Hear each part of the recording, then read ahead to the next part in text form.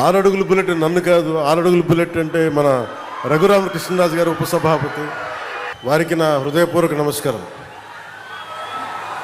ఆయన సభలో ఉంటే సరదాగా ఉంటుంది. సో వారికి నా నమస్కారం. అలాగే జిల్లా పరిషత్ చైర్పర్సన్ పశ్చిమ గోదావరి జిల్లా శ్రీమతి గంట పద్మశ్రీ గారికి, పంచాయతీరాజ్ గ్రామీణాభివృద్ధి గ్రామీణ నీటి సరఫరా శాఖ ముఖ్య కార్యదర్శి శ్రీ శశిభూషణ్ కుమార్ గారికి, కమిషనర్ పంచాయతీరాజ్ గ్రామీణాభివృద్ధి శ్రీ విఆర్ తేజ కృష్ణమైలోర్ గారికి, ఇన్ఛార్జ్ కలెక్టర్ మరియు జిల్లా మ్యాజిస్ట్రేట్ శ్రీ మేఘా స్వరూప్ గారికి, శ్రీ కలెక్టర్ మరియు జిల్లా మేజిస్ట్రేట్ పశ్చిమ గోదావరి జిల్లా శ్రీమతి నాగరాణి గారికి, కలెక్టర్ మరియు మేజిస్ట్రేట్ కాకినాడ జిల్లా శ్రీ సగిలి షణ్మోహన్ గారికి, కలెక్టర్ మరియు జిల్లా మ్యాజిస్ట్రేట్ బిఆర్ అంబేద్కర్ కోనసీమ జిల్లా మహేష్ కుమార్ గారికి, కలెక్టర్ మరియు జిల్లా మ్యాజిస్ట్రేట్ ఏలూరు జిల్లా శ్రీమతి కె వెట్రి సిల్వి గారికి నా హృదయపూర్వక నమస్కారం. వేదిక పైన ఆసీనులైన బొడ్డు వెంకటరమణ చౌదరి గారికి,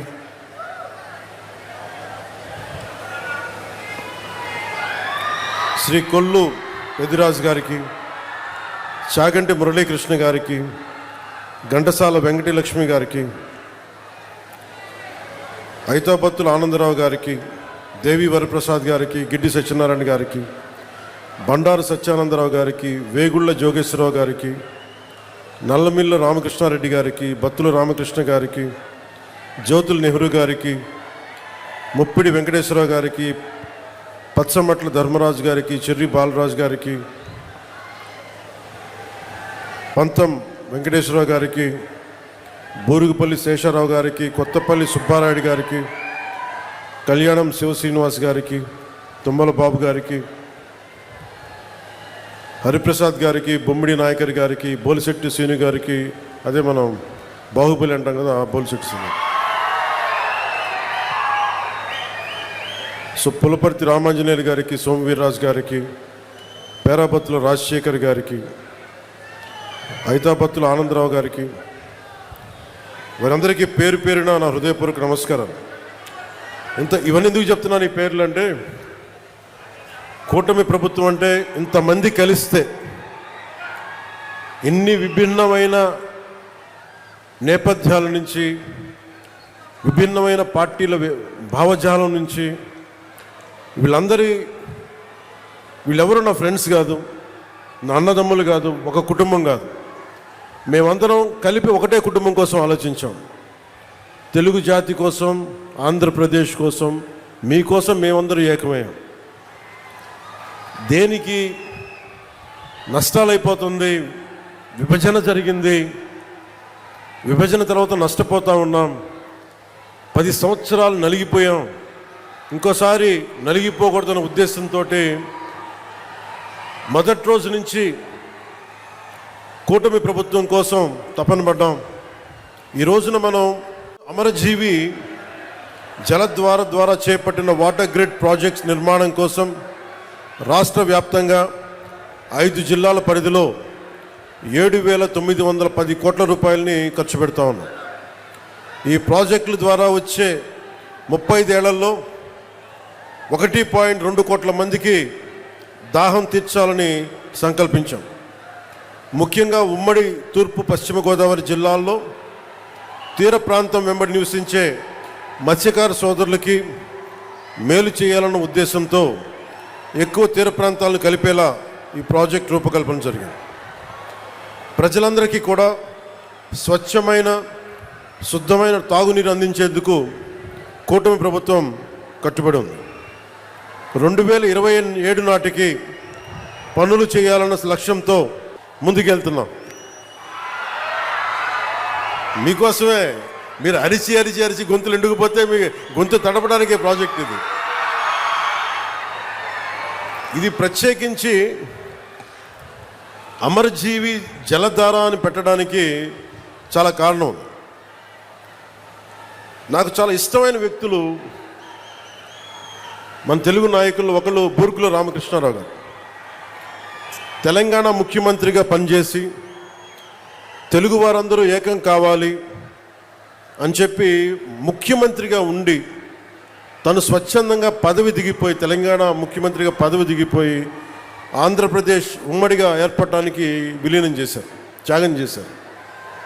ఆయన ఒకరిని ఎప్పుడు స్మరించుకుంటూ ఉంటారు, ఆయన గుండెల్లో ఉంటారు. ఇంకొకరు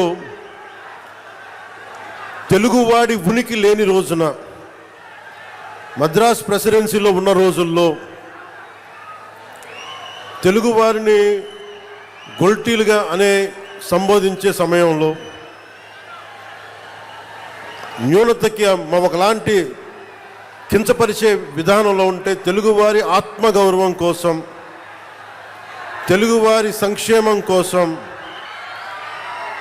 అంటే ఎవరి ప్రాణత్యాగాల మీద ఈ నేల ఏర్పడిందో, ఎవరి దేహత్యాగంతో ఈ రాష్ట్రం ఏర్పడిందో వారిని స్మరించుకోవటం మన కర్తవ్యం. ఎప్పుడు కూడా మనం ఈజీగా తీసుకుంటాం బలిదానాలు, మర్చిపోతే ఒక జనరేషన్ ఆయన మన కోసం ప్రాణత్యాగం చేశారంటే 50 రోజులు తిండి తినలేదు అనుకుంటాం. కానీ మనం ఎదిగే కొద్దీ, మనకి కష్టాలు వచ్చే కొద్దీ గత తరం చేసిన త్యాగాలు మనకు అర్థమవుతూ ఉంటాయి. అలాగే నాకు పొట్టి శ్రీరాములు గారు చిన్నప్పటి కంటే కూడా ప్రతి సంవత్సరం వయసు వచ్చే కొద్దీ ఆయన గొప్పతనం అర్థమైంది, ఆయన త్యాగం అర్థమైంది. ఒకసారి నాకు ఎంత బాధ కలిగింది అంటే, పొట్టి శ్రీరాములు గారి జయంతి అంటే దండ వేద్దామంటే ఎక్కడ లేదు ఆయన విగ్రహం. ఎక్కడో ఒక ఆర్య వైశ్య సత్రం దగ్గర ఉంది, అక్కడికి వెళ్దామన్నారు. అక్కడ పెట్టడం ఏంటని అడిగారు. అంటే అది ఆయన వైశ్య కులానికి చెందినవారు, అందుకని ఆర్య వైశ్య గృహాల్లో ఉంటాయి ఎక్కువ, అక్కడికి వెళ్దాం పదండి అంటే నాకు ఆ రోజు అనిపించింది, ఎవరి ఉనికి మీద ఒక గొప్ప నాయకుడిని ఒక వైశ్య కులానికి పరిమితం చేస్తారా? ఇన్ని వందల కులాలు ఉన్నాయి మన దగ్గర. ఇన్ని వందల కులాల కోసం ఒకడు ప్రాణత్యాగం చేస్తే మనం ఇచ్చిన గౌరవం ఆయనకు ఒక నెల్లూరు జిల్లాకి పరిమితం చేసాం. ఆయన గొప్పతనం నెల్లూరు పొట్టి శ్రీరాములు జిల్లా. రాష్ట్రాన్ని ఇచ్చిన వాడిని పెంచామా తగ్గించాం? ఆంధ్రులకి ఒక రాష్ట్రం కల్పించిన వాడికి మనం ఇచ్చిన గౌరవం నెల్లూరుకి పరిమితం చేసాం అంతే. గౌరవం ఇచ్చావా అంటే ఇచ్చాం. సైనిక్స్ కూర్చోండి. పోలీసు వారికి కూడా నా విన్నపం, వారిని ముందుకు రానివ్వకుండా చూడండి, కానీ దయచేసి వాళ్ళని ఏమనకండి. మీరే ఇలా అరిచే మీరు గొంతులు పోగొట్టుకుంటారు తప్ప. అక్కడున్న యువతంతా దయచేసి బ్యారికేడ్స్ నుంచి ముందుకు రాకండి. ఇలాంటి పరిస్థితుల వల్లే ప్రధానమంత్రి గారు కూడా రావడానికి ఆలోచిస్తున్నారు నేనున్న సభలకి. ఇది చప్పట్లు కొట్టేది కాదు, ఇది చప్పట్లు కొట్టేది కాదు. ఎందుకంటే ప్రధానమంత్రి గారికి ప్రపంచంతో శత్రువులు ఏ మూల నుంచి దాడి చేస్తారో తెలియదు. అలాంటిది స్పెషల్ ప్రొటెక్షన్ గ్రూప్ ప్రధానమంత్రి గారిది, వాళ్ళు ఇచ్చే నాకు కన్సర్న్ తెలియజేస్తూ ఉంటారు. మీరు ముందుకు వచ్చేస్తారు, దాచుకొని వచ్చేస్తారు, మాకు ఇబ్బంది అయిపోతుంది, పొలిటికల్ లీడర్స్గా మీరు కొంచెం మీ వాళ్ళకి బాధ్యతగా చెప్పండి అంటారు. అందుకని నేను మిమ్మల్ని అందరూ విన్నవించుకుంటా ఉన్నాను, కొంచెం మీరు నియంత్రణ పాటించాలి. ఉత్సాహం మంచిది, కానీ మీకోసం పనిచేసే నాయకులందరికీ కూడా టార్గెటెడ్, గుర్తుపెట్టుకోండి, నాతో సహా. That's why you have to maintain certain security protocols. అది దయచేసి అర్థం చేసుకోండి. ఇందాక నేను చెప్పిన విషయానికి వస్తే, రాష్ట్రం తెలుగు వారికి ఒక ఉనికినిచ్చినవాడు పొట్టి శ్రీరాములు గారు. 56 రోజులు ఉపవాసం చేసి చనిపోతే అందరూ కూర్చోబెట్టి ఆయన్ని, చనిపోతే శవం తీయడానికి కూడా మనుషులు లేరు ఆయన పక్కన, 2-3 తప్ప. ఎంత బాధ కలిగిస్తా మాట. మన ఘంటసాల గారు, కీర్తిశేషులు ఘంటసాల గారు, వీళ్ళందరూ కూర్చొని ఆయన్ని తీసుకొచ్చి ఇక్కడ ఖననం చేశారు. అలాంటి వ్యక్తికి ఎప్పుడు నా గుండెల్లో ఉంటారు, మనందరూ గుండెల్లో పెట్టుకోవాల్సిన వ్యక్తి. తెలుగు జాతి, తెలుగు ఆత్మగౌరవం అని మాట్లాడటానికి మూలకారకుడు అమరజీవి పొట్టి శ్రీరాములు గారు. దానిని మనం పెద్దల నుంచి పిన్నల దాకా ఇది గుండెల్లో పెట్టుకోవాలి. ఒక్కొక్క నాయకుడికి కులం అంటగడితే మనం కులాల సమూహంలా ఉంటాం తప్ప భారతీయులకి అయితే మనం ఎప్పటికీ ఉండలేం. అంబేద్కర్ గారికి కులం అంటగట్టలేం. కొంతమంది ఎక్కువ ప్రేమించవచ్చు, అది వేరే విషయం. అంబేద్కర్ గారు అందరి కోసం ఆలోచించిన వ్యక్తి. మహాత్మా గాంధీ అందరి కోసం ఆలోచించిన వ్యక్తి. ఒక అమరజీవి పొట్టి శ్రీరాములు అందరి కోసం ఆలోచించిన వ్యక్తి. మనం అలా ఆ దృష్టికోణం నుంచి చూడాలి తప్ప వీళ్ళకి కులాలు ఎవరికి ఉండవు. ఎవరికి అది మీ జనరేషన్. నేను బాధ్యత తీసుకున్నా. నాకు ఎప్పుడో చిన్నప్పుడు ఉన్న ఒక కంబాల కృష్ణమూర్తి గారు, మా నాన్నగారి స్నేహితులైన కంబాల కృష్ణమూర్తి గారు, ఆయన రాసిన పుస్తకం అమృత వాక్కుల్లో ఒక 4 లైన్లు కథ డొక్కా సీతమ్మ గారిది చదివితే, ఏ 6వ క్లాసులోనో 7వ క్లాసులోనో అది మనసులో ఉండిపోయి, డొక్కా సీతమ్మ మధ్యాహ్న భోజన పథకం పెడతాం అని ఒక మాట మేము కూటమి సమయంలో అంటే, అది ఆల్రెడీ మనకి తెలుగుదేశం చంద్రబాబు గారు దానికి మేము ఆల్రెడీ పేరు పెట్టాం కాబట్టి మరి దేనికి పెడదామంటే, మధ్యాహ్నం చిన్నపిల్లలకి గుర్తుండిపోయేలా పిల్లలకి మధ్యాహ్న భోజన పథకం, ఉచిత మధ్యాహ్న భోజన పథకం కింద డొక్కా సీతమ్మ పేరు పెడితే నాకు చాలా చాలా ఆనందం కలిగింది. ఆవిడ కులం చూడలేదు. ఎవరికి ఆకలితో అమ్మ నాకు అన్నం పెట్టు అంటే డొక్కా సీతమ్మ అంటే వచ్చి అన్నం పెట్టేది. అంటే ఈ స్ఫూర్తిని వచ్చే తరాలకి మనం ఒకసారి గుర్తు చేసుకోవాల్సిన అవసరం చాలా చాలా ఉంది. అందుకని ఆయన గౌరవార్థం అమరజీవి ఈ జలధార కార్యక్రమానికి ఎవరి పేరు పెట్టాలి, ఏం పేరు పెట్టాలి చాలాసార్లు ఆలోచించిన తర్వాత ఆ మహానుభావుడికి మించిన పేరు ఏది రాలేదు. మనస్ఫూర్తిగా వారికి శతకోటి నమస్కారాలు, శతకోటి దండాలు తెలియజేస్తాం. ఆ మహానుభావుడు చనిపోయాను, పంచభూతాల్లో కలిసిపోయారు, కానీ ఆయన ఆత్మ శక్తి ఇక్కడే తిరుగుతూ ఉంటుంది. ఎందుకంటే మనం మంచి వాళ్ళని పెంపొందించుకుంటే తప్ప సమాజానికి మంచి చేయలేం. మీరు ఎవరిని ఆరాధిస్తారో మీరు వాళ్ళలా తయారవుతారు. నేను పొట్టి శ్రీరాములను ఆరాధించాను, ఒక బూర్గుల రామకృష్ణారావుని ఆరాధించాను, ఒక చంద్రశేఖర్ ఆజాద్ని ఆరాధించాను. నేను క్రిమినల్స్ని ఆరాధించలా, దోపిడీ చేసేవాళ్ళని, దగా చేసేవాళ్ళని నేను ఆరాధించలా, హక్కుల కోసం పోరాడేవాళ్ళని ఆరాధించాను. దానివల్లే నేను తగ్గి 10 సంవత్సరాలు పార్టీ పెట్టి నేను తగ్గి, సీట్ల విషయంలో తగ్గి, అందరి చేత తిట్లు తింటా, ఒకడు అమ్మేశానని ఒకడు, ఇంకా దిగజారిపోయాను ఇంకొకడు, ఎవరు మాట్లాడినా నేను తగ్గింది. మీకు నేను ఈ నీటి సాక్షిగా చెప్తున్నాను, నేను తాగే నీళ్ళ సాక్షిగా చెప్తున్నాను, అమరజీవి జలధార సాక్షిగా చెప్తున్నాను. రాష్ట్రానికి మంచి జరగాలి, మీకు మంచి జరగాలని నాకు స్వార్థమే లేదు. నాకు జీవితకాలం వాటర్ బాటిల్స్ కొనుక్కొని పెట్టుకోవచ్చు. నేను ఎప్పుడు జీవితంలో కలగనలా వాటర్ బాటిల్ కొనుక్కొని నీళ్లు తాగాల్సి వస్తుంది పెరిగేటప్పుడు. దట్టు ముఖ్యంగా మరి గోదావరి జిల్లాలో గోదావరి తీర ప్రాంతం పారే కాలం ఇది, నేల ఇది. ఇక్కడ కూడా నీళ్ళ కరువు వస్తుంటే నేను ఎప్పుడు కల్లో కూడా ఎవరు ఊహించున్నాం. ఒకసారి మీ ఇంట్లో మీ పెద్దల్ని, మీ తాతల్ని, మీ అమ్మల్ని అడగండి, మీ నాన్నగారిని అడగండి, వాళ్ళు చెప్తారు ఎప్పుడు ఊహించున్నాం. 2018లో నేను భీమవరం వెళ్ళి 2000 వరుసగా తిరుగుతున్నప్పుడు, భీమవరంకి వెళ్తే మన నాయకర్ గారే ఉన్నారు, వెళ్ళి ఆయన ఎక్కడో కూర్చోబెడితే నీళ్ళు ఇస్తే పసుపు పచ్చకున్నాయి బాత్రూంలో, అవి వడకట్టుకొని తాగాలంట. నా తల తిరిగిపోయింది. నాకు ఏమైపోయినాయి అంటే భూగర్భ జలాలు కలుషితం అయిపోయినాయి. ఒకవైపు నిండు నది గోదావరమ్మ పారడం ఏంటి, ఆర్థర్ కాటన్ కట్టిన బ్రిడ్జిలు ఉండి అన్నీ ఉండి ఈ ఆక్వా పొల్యూషన్కి మొత్తం భూగర్భ జలాలు కలుషితం అయిపోయినాయి అంటే నవ్వాలా ఏడవాలా నాకు అర్థం కాల. అదే మీరు చూడండి, ఈ రోజున దాదాపు 7,900 తోటి మనం ప్రారంభిస్తున్నది.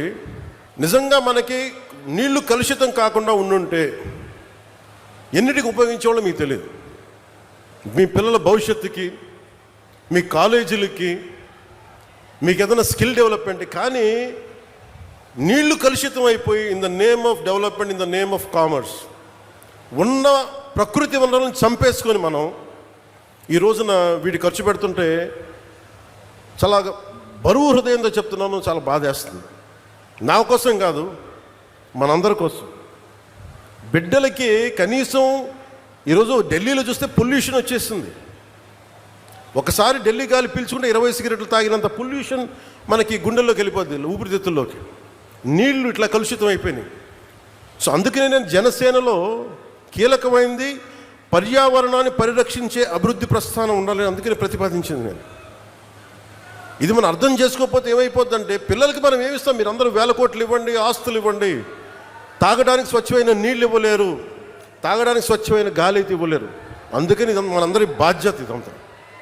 సో దాన్ని ప్రధానమంత్రి గారు ఈ రోజున మనకి ఇంత 1000 కోట్లు వచ్చినాయి అంటే ముందుగా మనం కృతజ్ఞత చెప్పుకోవాల్సింది ఒకే ఒక వ్యక్తి, గౌరవ ప్రధాని శ్రీ నరేంద్ర మోదీ గారు. ఎక్కడో ఢిల్లీలో కూర్చొని ఆయన ఇక్కడ కూర్చొని మన గోదావరి జిల్లాలకు సంబంధించి, ఆంధ్రప్రదేశ్ నలుమూలల జిల్లాలకు సంబంధించి ఈ నీటి శుద్ధి చేసిన నీళ్ళు ఇవ్వాలన్న ఒక ఆలోచన ఈరోజు ఇంత బడ్జెట్ ఇచ్చింది. ఇది జేజేఎం, జల్ జీవన్ మిషన్. దీనికి ఇన్ని 1000 కోట్లు ఇచ్చారు.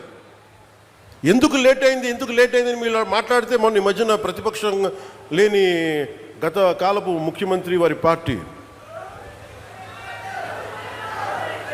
వాళ్ళు మాట్లాడుతూ ఉంటారు. అంటే వాళ్ళకి ఈ సందర్భంగా ఒకటే తెలియజేయాలనుకుంటున్నా, మీరు అధికారంలో ఉన్నప్పుడు మీ బెదిరింపులకి మేము భయపడలేం.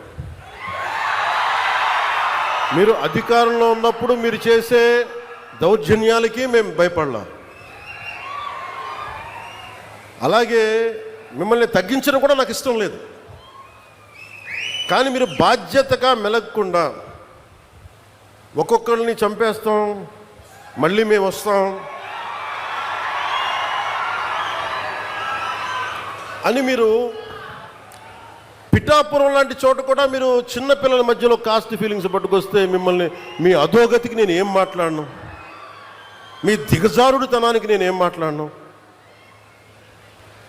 ప్రకృతిని ప్రేమించేవాడు, తల్లిదండ్రులను గౌరవించేవాడు చేసే పనులా ఇవి?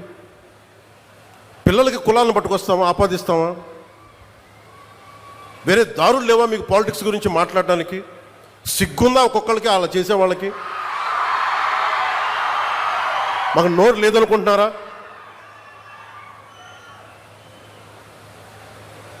కూర్చొని మీరు కాంట్రాక్ట్లు వేస్తే కాంట్రాక్ట్లు వేసిన వాళ్ళందరినీ మేము బెదిరించేస్తాం, జైల్లో పెడతామంటే ఏమనుకుంటున్నారా మీరంతా? మేమేం మాటలా గుర్తుపెట్టుకోండి. అలా బెదిరించే సమూహం ఎవరైనా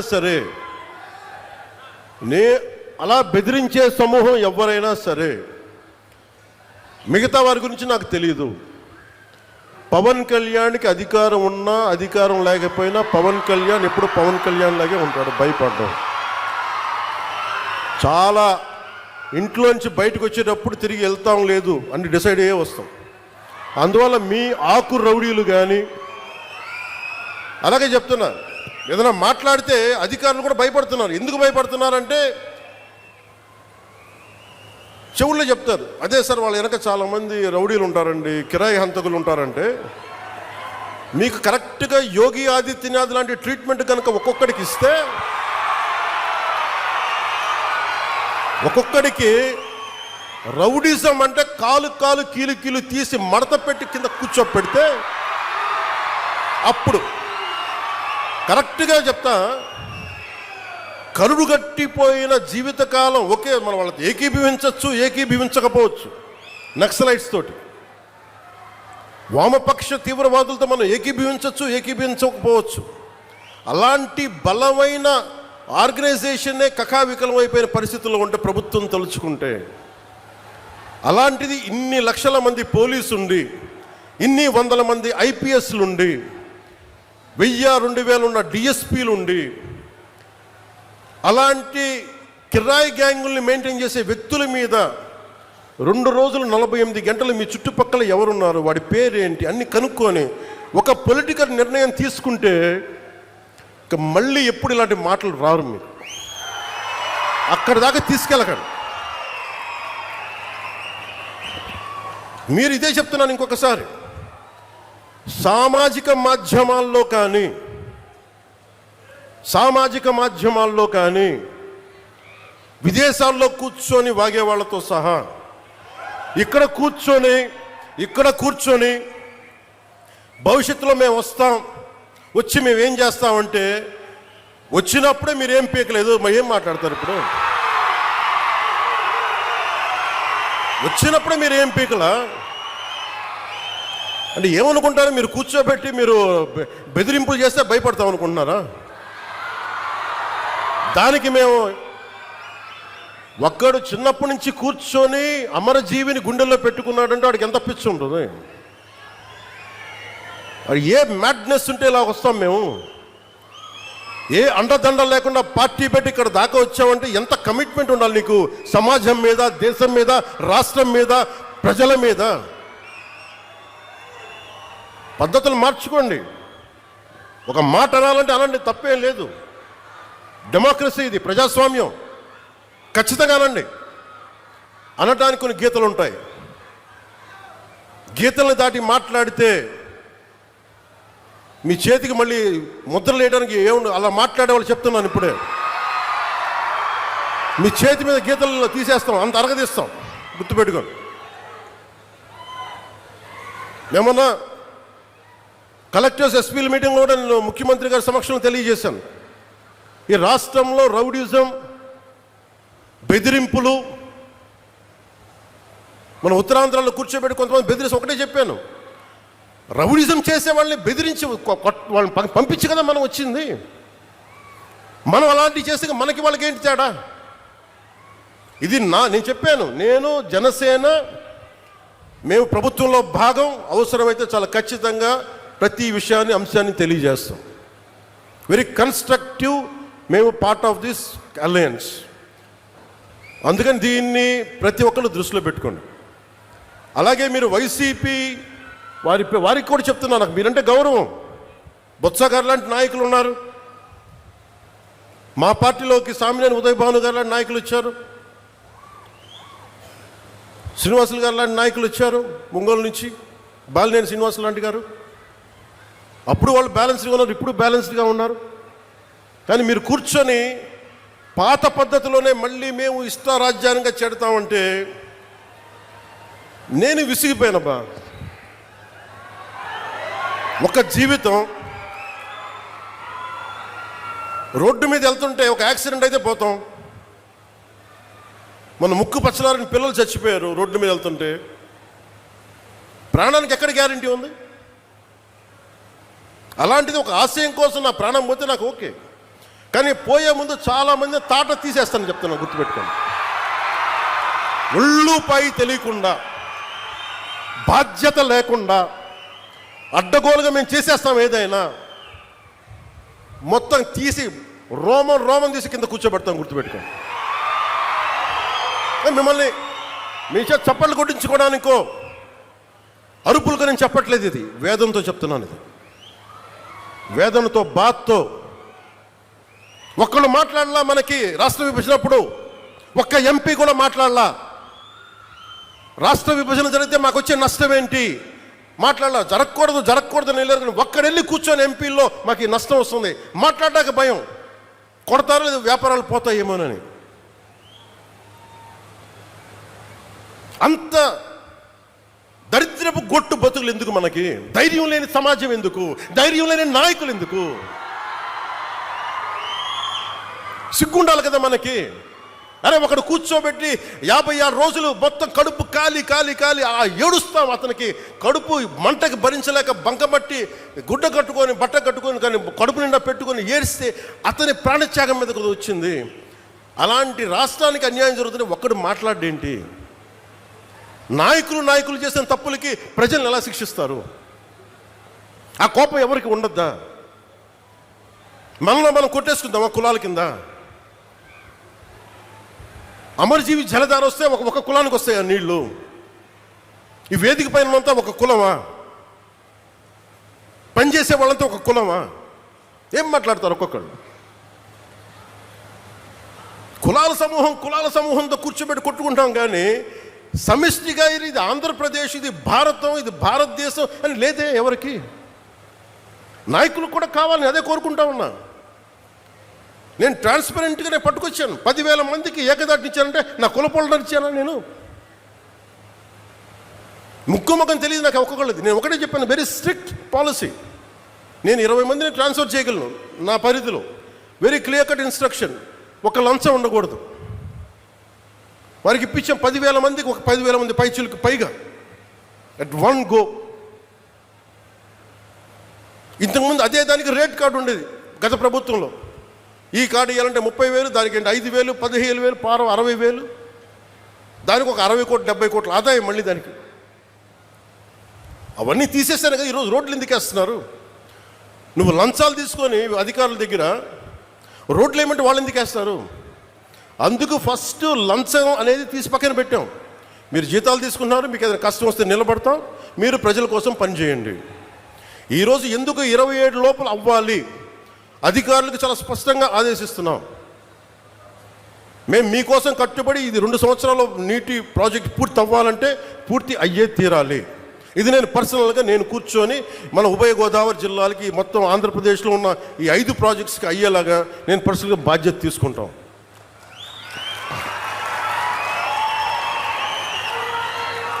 మీరు ఊహించుకోండి, నా స్వార్థం వదులుకోకపోతే, నన్ను నేను తగ్గించుకోకపోతే 3,500 కోట్ల రూపాయలతోటి పల్లి పండుగ 1.0 చేసేవాళ్ళమా?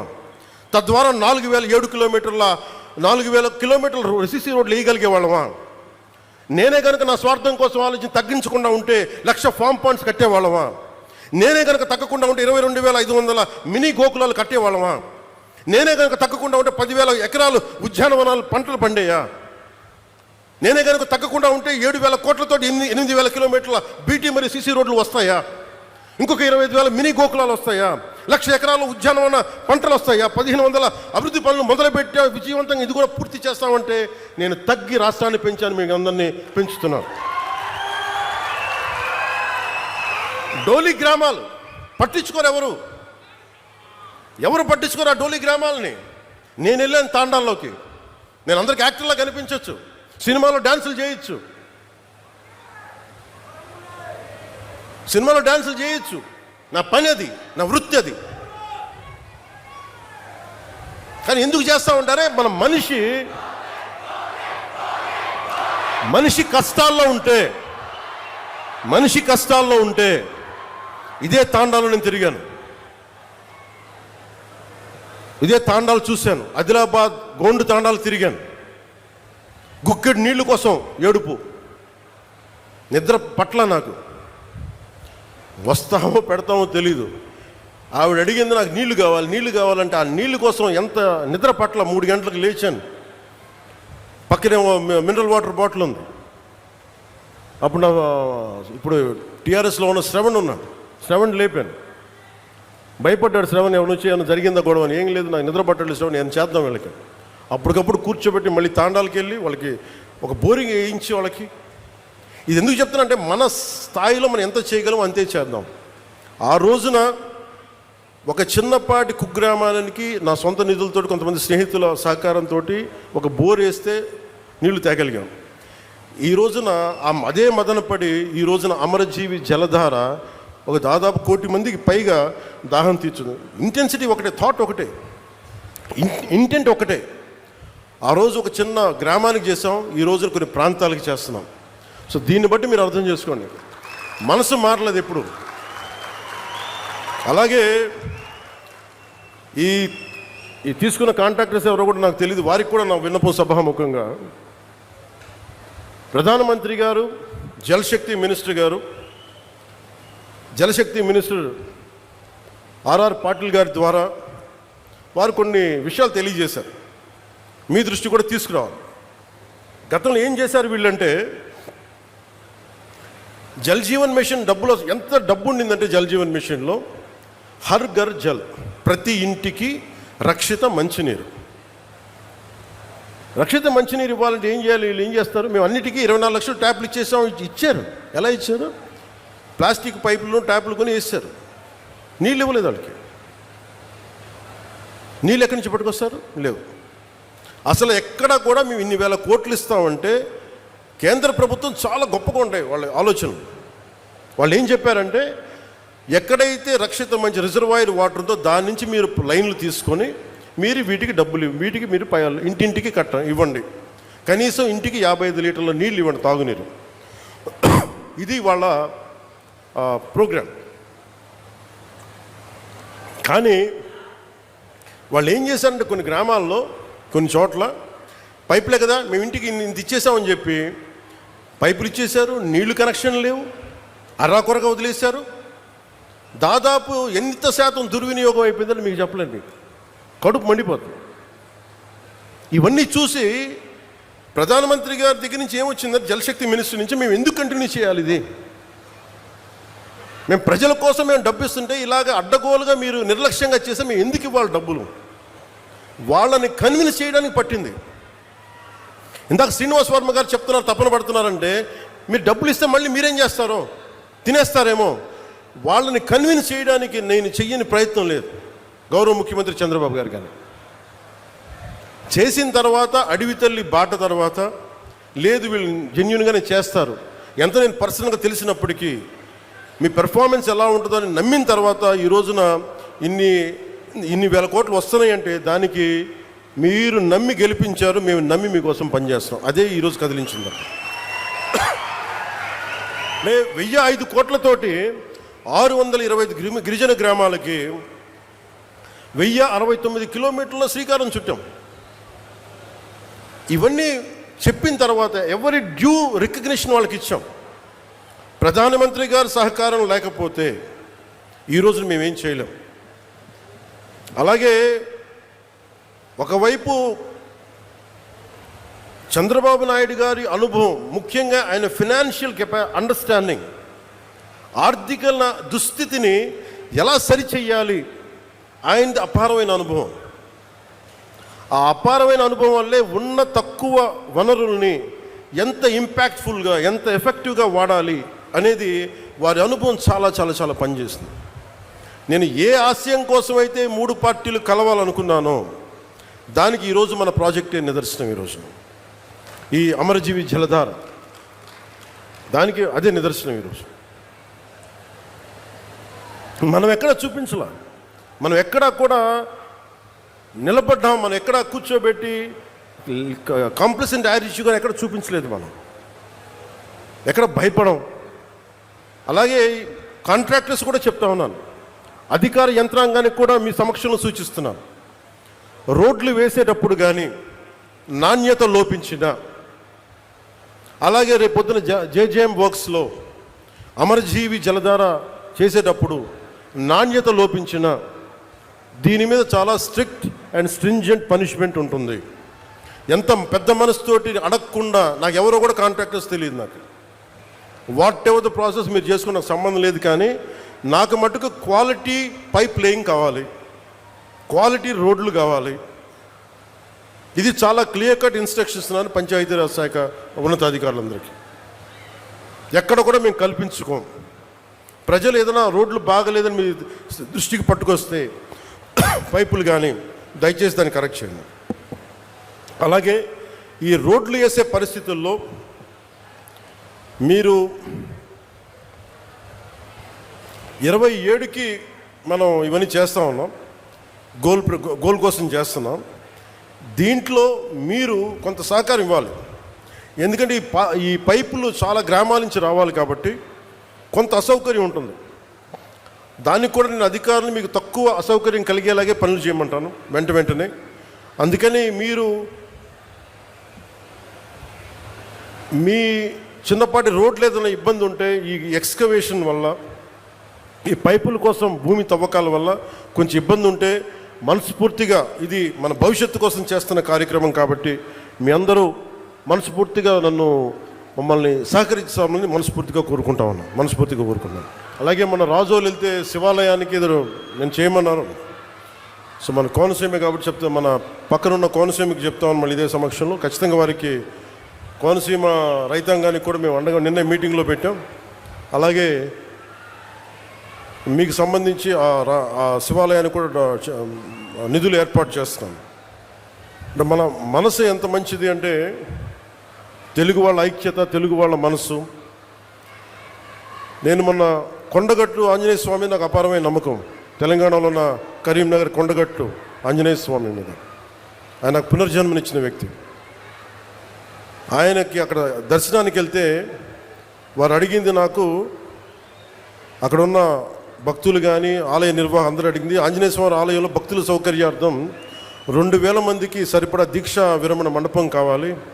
అక్కడ దీక్ష విరమించి వాళ్ళు టీటీడీకి వెళ్తారు, తిరుపతి దర్శనానికి వెళ్తారు, మీరు కొంత సహకారం ఇవ్వండి అంటే చాలా వెంటనే తీసుకున్నాను. దానికి వచ్చిన తర్వాత దాన్ని పర్సీవ్ చేసిన తర్వాత ఈ రోజున గత 2 రోజుల క్రితం 96 గదుల సత్రం నిర్మాణానికి 35 కోట్ల 19 లక్షల వ్యయంతో టీటీడీ బోర్డు ఆమోదం తెలిపింది.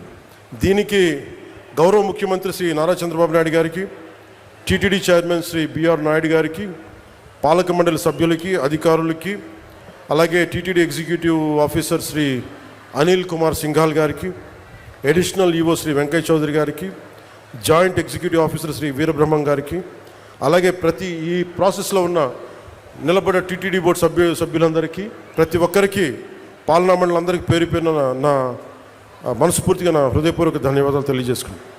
అలాగే తెలంగాణలో ఉన్న భక్తులందరికీ కూడా మీరు దీక్ష విరమణ చేసిన తర్వాత తిరుమలకు వెళ్ళి వెంకటేశ్వర ఆలయం మీ దర్శనం మరింత సౌకర్యార్థంగా ఉండాలని మనస్ఫూర్తిగా కోరుకుంటూ, ఎందుకు అంటే ఇంకొకటి, కొంతమంది సామాజిక మాధ్యమాల్లో ఆంధ్ర డబ్బు మీకెందుకురా అని చెప్పి మాట్లాడుతూ ఉన్నారు. అది చాలా తప్పది. హైందవ ధర్మం ఎక్కడున్నా, భారతదేశం ఎక్కడున్నా, అది ఆంధ్ర ఇలా ప్రాంతీయతలు పట్టుకురాకండి. హైందవ ధర్మం ఎక్కడున్నా హైందవ ధర్మాన్ని కాపాడుకుంటుంది. అందుకని దయచేసి ఈ సూడో సెక్యులరిస్ట్ యాటిట్యూడ్ తోటో ఇలాంటి వితండవాదాలతోటి మీరు ఇంకా చెడగొట్టకండి. ప్రాంతాలతోటి, ప్రాంతీయతలతోటి, కులాలతోటి, భాషలతోటి ఇంకా దేశాన్ని నాశనం చేసి కూర్చోబెట్టారు. ఇంకా చాలు ఇలాంటి పిచ్చి మాటలను, ఇలాంటి వాదనలు ఆపి కొంచెం కన్స్ట్రక్టివ్గా ఆలోచించండి దయచేసి అందరూ. అలా మీ అందరికి కూడా ప్రత్యేకించి ధన్యవాదాలు తెలుపుకుంటూ, నాకున్న కోరిక ఒకటే, నేను పదే ఈ కూటమి స్థిరత్వం కోరుకుంటున్నాను. ఈ కూటమి స్థిరత్వం, నేను చాలా బలంగా ఉంటాను. పోలీసు కూడా నిన్న అధికారి సీఎం గారు కూడా చాలా సెలవు ఇచ్చారు. మీకు ప్రజలకి కష్టం కలిగితే ఏది కూడా సహించం. అలాగే మీరు కూడా ముఖ్యంగా యువతకి, నిన్న ఎస్పీ కాన్ఫరెన్స్లో లా అండ్ ఆర్డర్ టైంలో మీ గురించి ఒకటి వచ్చింది. ముఖ్యంగా బైకుల యువతకి 60% యాక్సిడెంట్స్, 100% యాక్సిడెంట్లో 60 నుంచి 70% బైక్స్ వల్లే జరుగుతున్నాయని. మీకు తల్లిదండ్రులు బైకులు ఇచ్చింది, మీరు జాగ్రత్తగా వెళ్ళాలని. దయచేసి నేను మీ అందరికీ గెడ్డం పట్టుకొని మరీ బతులాడుతాను, దయచేసి క్షేమంగా వెళ్ళండి ఇంటికి. పోతే ప్రాణాలు తిరిగిరావు. మీరు బాగుండాలని కదా మేము చేసేది. అందుకని అలాగే మా ఆడపడుచులకి, మా అక్క చెల్లెలకి, యువతులకి మీ గురించి ప్రత్యేకంగా మీకు ఎప్పుడు అండగా ఉంటాం. మీ కాళ్ళ మీద నిలబడగలిగేలా ఎంఎస్ఎంఈ పాక్స్ ఇవన్నీ వస్తూ ఉన్నాయి. మాకు కొంచెం మరింత సమయం ఇచ్చి ఎప్పుడు మాకు తోడ్పాటునివ్వాల్సిందిగా మనస్ఫూర్తిగా కోరుకుంటూ, నిరంతరం మీ సేవలో పవన్ కళ్యాణ్. జై హింద్.